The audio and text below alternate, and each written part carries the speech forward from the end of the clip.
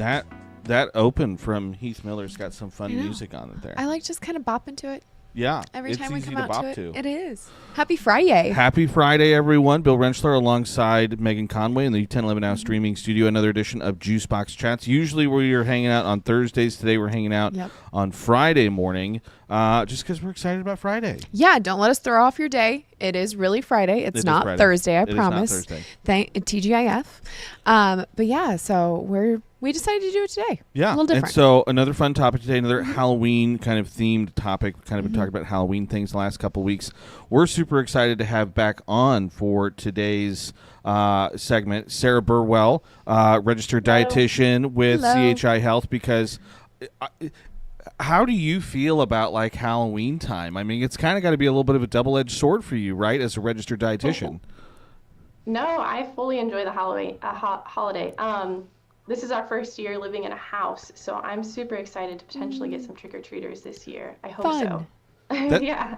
It's super exciting. We're obviously out trick-or-treating, so we leave a bowl of candy. Same. So do we. Oh, that's a good strategy, yeah. Yep, we just leave the light on with a bowl of candy, and I always make sure to put it down kind of away from our door so that they don't walk up and ring the doorbell, because our dogs will lose their mind if that, and I can't imagine the doorbell being rung how many times. Over again. Yeah. So I set it down way away from the door so that you run right into the bowl of candy before you even get close to my doorbell.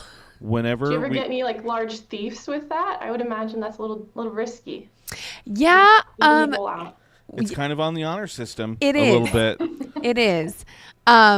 We've never caught any big thieves. You know, some will take multiple pieces. Yeah. But that's okay, you know. That's good. We don't put it out there in the hopes of getting any of it back. You know what I mean? Yeah. So That's if it's making someone's night and they're happy, that's it. That's the point. Good. So. Yeah.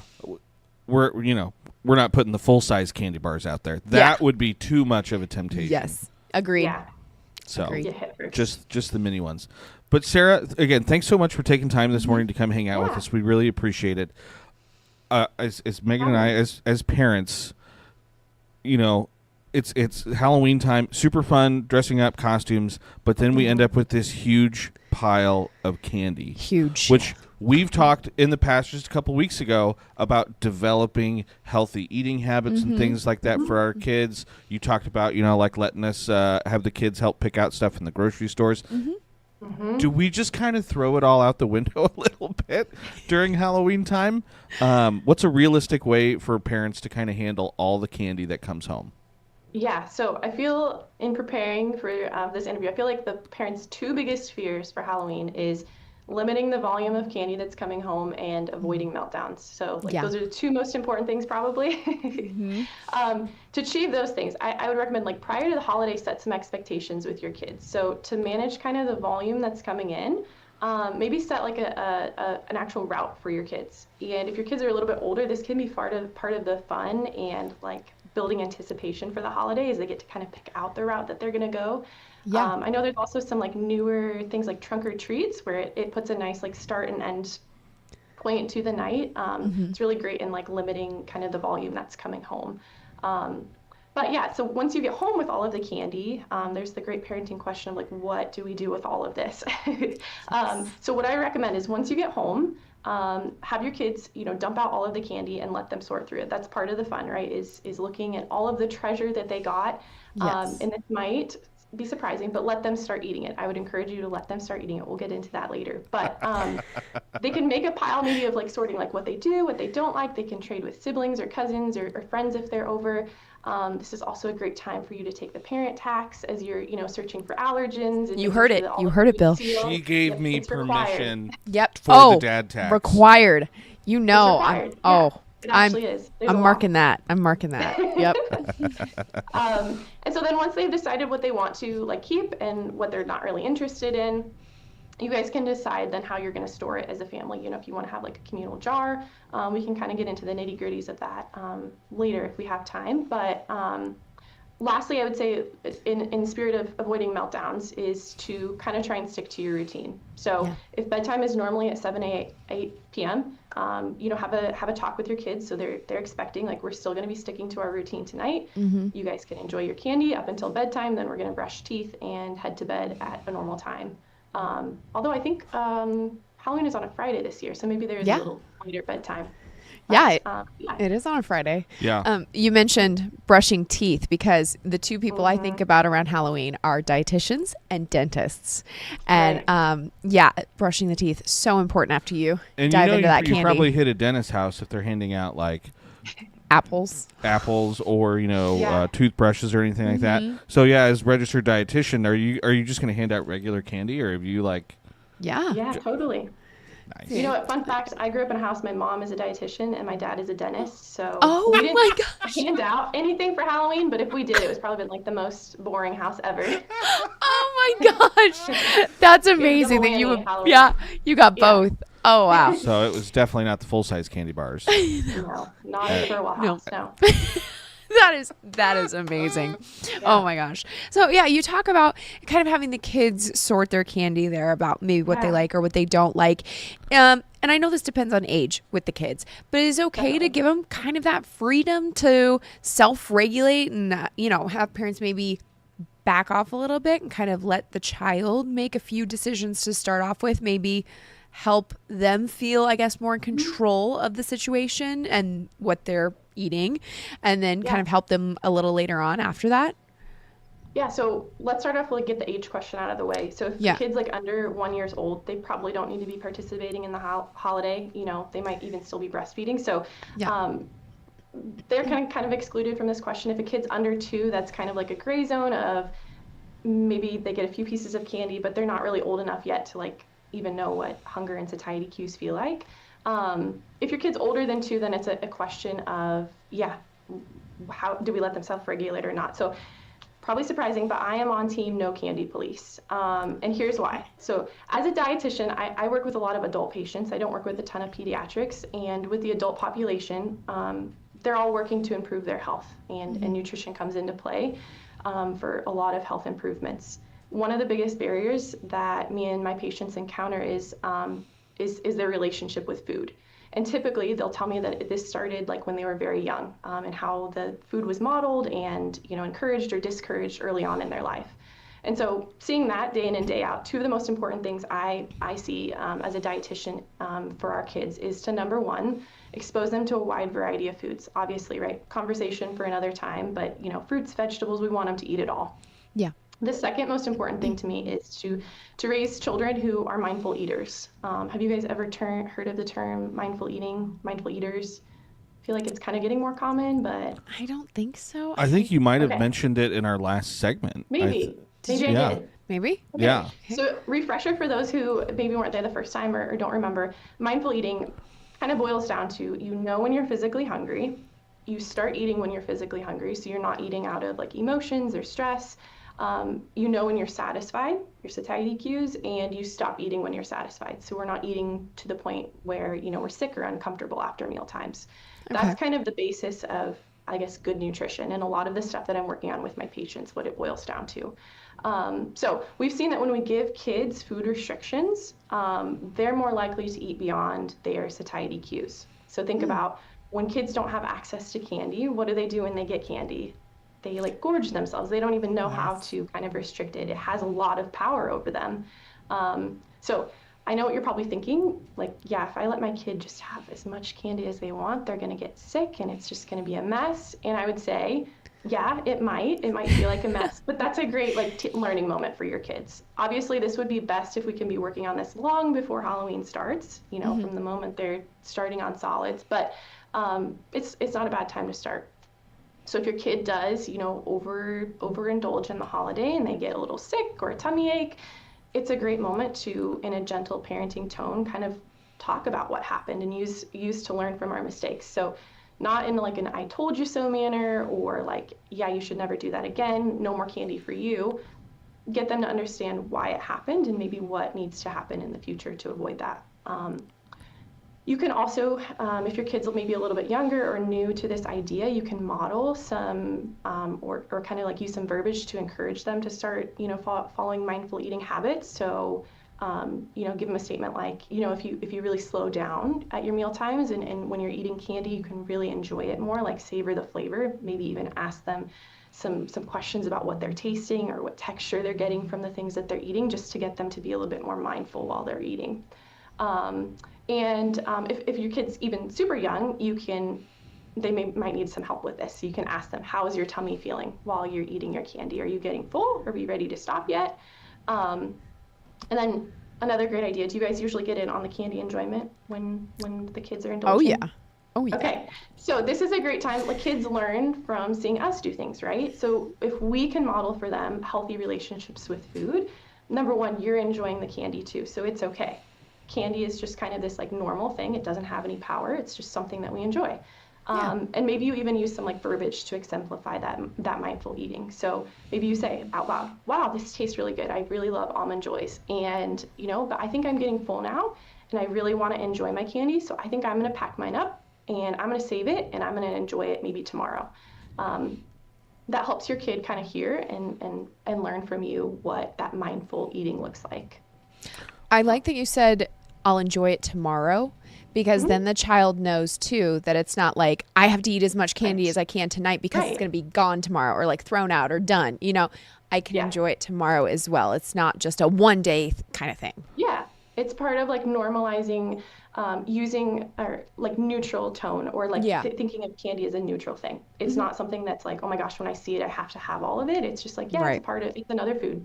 Yep. My children right now are on both ends of the spectrum that we're kind of talking about, because our best friend visited earlier this week. She's a flight attendant. And so when she comes, she usually she brought chocolate bars from Greece. And so my oldest, all of it was open and all of it was eaten within 5 minutes. And my youngest, he's like, I want to save this. So he put it in the fridge to keep it. And it's still there. And so he hasn't even eaten it yet. So I'm on both sides of the spectrum. Wow. Here. But it also kind of sounds like Sarah's telling me she's giving me permission to break out my play stupid games, win stupid prizes on Halloween night if we do end up eating too much candy. And remembering like, hey, this is what happened when you ate 35 Reese's peanut butter cups in 20 minutes. Yeah. Everything's a learning experience. So it is. I was, 1 week or a couple days of your kid having too much processed food and extra sugar, it's worth it in the long term when your kids, they can grow up and go to a buffet and they don't, have to eat everything because they don't know when they're going to have it next. So it might feel kind of scary. That's kind of the spook for adults maybe at Halloween, but it's worth it in the long run. Trust a dietitian. And so, Sarah, you've already mentioned this, but so it sounds like maybe the best plan of action for young or old, hey, let your kids pick out their favorites, maybe do some wheeling and dealing with friends, with siblings, whatever it might be, and then the rest can just kind of get put away, put it in a jar. We'll save it for later through the rest of the holidays, Thanksgiving and into Christmas. Yeah. That's like really super family dependent, like whatever works best for you guys. But we kind of mentioned it earlier about like that neutral tone. So some great ways to have like that mindful eating be part of your household and to have candy in like a neutral tone would be to have it just like around the house. It's a normal part of our routine. So maybe you guys have a nice nutrient dense meal that's following the plate guide. You've got your fruits, your vegetables, grains, protein, dairy. And then there's just candy. Candy is a part of our dessert, and it's just a part of our normal routine, or it's offered as part of our snack after school, along with maybe some fruit and cheese or something like that. Kind of takes the glow in their eyes out from, this is something I have to consume in excess because I don't know when I'm going to get it next. We have a candy drawer at our house. You have a candy drawer? Where's candy drawer? Nice. Because usually it's one piece of candy that gets put in their lunch. When we make lunches. That's the problem we have though is, when we're at Sam's Club, my youngest wants this bag of candy that's got the Nerds and Laffy Taffies, and the other one wants this bag of candy that wants the Hershey's chocolate bars, and I'm like, I'm not buying 2 bags of candy. So you guys need to figure Figure it out out. what bag of candy we're They buying. got to take turns. One week it's Yes. the Nerds and Laffy Taffies. The next Except week for then it's we the never chocolate. remember who picked out the bag the last time we bought. So that's the problem. Accusations, I'm sure, of last time, this time. Yeah. Yeah. Well, yeah, no, I think that's great advice when it comes to candy and, making it normal part of our meals in our day. But if we are looking maybe for some healthier snacks without taking away the fun of Halloween, how do we incorporate some of that? Yeah, so kind of just like building off of what we just talked about, if we have our candy and it's right next to some like nutrient dense snacks, that's a great way of modeling kind of that neutral tone that we were just talking about. So there's tons of pictures online in our day and age, or Pinterest. If you just look up like, healthier like kids Halloween snacks, there's so much coming on there. I would encourage you to keep in mind the MyPlate, myplate.gov. Okay. It's the government's kind of model for what a balanced, nutritious plate looks like. So refresher, you've got a plate and it's filled with fruits, vegetables, grains, protein, and dairy products. And so try and like pick out something that maybe comes from each of those categories and offer as your snacks. So vegetables, I saw this really cool one. Somebody made like a skeleton out of like different, it was like a veggie tray, but it was in the form of a skeleton. So they had like Neat. bell pepper slices that were like the ribs. They had like carrots and celery as the bones. And then there was like cauliflower as the skull. It was very cool. I think there's olives maybe for eyes or something like that. That's neat. That's neat. There was cheese sticks. You take them into like kind of like smaller chunks, spray one side, and then stick a pretzel on there. So you got your grain and your dairy, and it's a witch's broomstick. Oh. Of course, you have the classic banana ghosts dipped in like chocolate to make a ghost, or pumpkin clementines. I saw a super fun one the other day on social media. They took a pumpkin, like a pie pumpkin, they hollowed it out and served like a soup or like the main entree in there, so you can blow your kid's mind that we can serve in a pumpkin. Just make sure you're following food prep. It needs to be like refrigerated. You can't like have a pumpkin rotting and then put food in it. But yeah, there's so many cool ideas, and getting your kids involved and maybe with like picking some of that stuff out. Like, hey, let's try and pick out a fruit, a vegetable. That just, kids love to be involved, so it makes it fun for you and the parents. Oh, that was a big sigh. Sarah's always just full of just great stuff. She is. I would say, because you basically Thank kind of answered our next 2 questions that we had on the line here for you. Boy. So I'll throw you a curveball then. Ooh. Are you gonna dress up for Halloween? What will you be for your Halloween? Or what was your favorite Halloween costume growing up? So this year, I haven't gotten a costume yet, but my partner and I just got a rough collie puppy. She's 8 months old now. If you don't know what a rough collie looks like, they look like kind of a little lion. So I thought about doing a Wizard of Oz where I am Dorothy, and then our little Ruby is the lion, and my partner can be like the Tin Man or something like that. That would That's be kind of my adorable. Yes, that would be really cute. I Yeah. love that. That'd be I love really Yeah, that. what about you guys? Do you guys do like a family theme, or everyone does their own thing? Well, we don't do Very family costumes. I mean, like my husband and I, we don't dress up too. My husband is a very tall man, so it is very difficult to find costumes in his Understandable. size. Yeah, and our creativity on homemade stuff is not always flowing. Yeah. But so the kids, my daughter's name is Aurora, and she really wanted to be Princess Aurora, Sleeping Beauty. There you So go. yes, she is that this year, and so I always kind of try to have her and her brother coordinating, and he's young Yeah. enough to still not care what he's wearing. Mom gets to pick out the costume. Mom still gets to pick out. Yeah. So he's going to be a dragon. So Nice. when Maleficent turns into the Ooh. dragon, he's going to be a dragon, which That's he's cute. been running around the house going, roar, roar. Practicing. Yeah. Yeah. He's ready. I love He's it. ready. My youngest is really into a book series right now. It's called Dragon Masters. So he's not going to be a dragon. He's going to be a dragon master. Well, if he needs a dragon, I know one. There we go. Yeah, There you yeah. go. That, Yeah. that could work out. Mm-hmm. And my oldest, who's really into lawnmowers and stuff like that. I don't know if you've ever seen on social media the SB mowing account. Yes. I He's love going- that. It is extremely satisfying. It is. He's going to be SB mowing. So we bought Wow. a shirt from that guy's website. Oh, how nice. And my wife went in and took glow in the dark paint and painted the SB on the shirt. And then he's got like a little toy weed eater and blower that he'll probably Oh carry. my around. gosh, that's awesome. So cute. And he'll probably go and ask, obviously trick or treat, and then he's probably going to hand out his business cards for his lawn care business along the way, That's which we got to so be careful with because it actually has my phone number on the business card. So That's so cute. Well, I'll hire him. You guys can come over and do our he'll yard. do it. I mean, Yeah. his mowing lines won't be straight. It's kind of like a Picasso style painting of lawn care. Yeah. So it's Hey. not all mowed necessarily, but there's a pretty pattern in the You know grass. what? You would have the unique yard of the neighborhood. You would. Who wants straight lines? Everybody's got straight No. lines. You're not wrong. I want the masterpiece. Yes. You're not wrong. I'm hiring him. He's Sarah, hired. thank you so much again for your time today. Again, Yes. Halloween it's obviously a super fun holiday, but the candy part of it can be a little stressful, especially for parents, Yes. because Yeah. you go from having maybe a candy drawer to having like a whole just like. Mm-hmm. I have a trunk or treat tonight, and I have 735 pieces of candy Oh my gosh. in our weather vehicle, and I'm really hoping I get rid of all of it. But that means that parents are going to have that many pieces of candy. Mm-hmm. Yeah. So super stressful time. So we appreciate you coming on, Thank you hanging for out with having us, me. and Was a just kind of pleasure. simplifying it. So we'll probably Yes, see thank you you so again, much. maybe in a Mhm. couple weeks as we get ready for like Thanksgiving or stuff like yeah. that. Mhm. Talk Sure. about- Happy So to come back. awesome. Thank you so much, Sarah. Hope you have a great weekend. All right. You too. Thank you guys. Bye. All right. Sarah Burwell, registered dietitian. She's wonderful. CHI Health. She is Mhm. super wonderful. We appreciate her time. And we're hoping all the parents have, again, trunk or treats have already started in mass over the last Yes. week or so. Where will And you be tonight? I'm going to be at my kids' school, St. Joe's. Okay.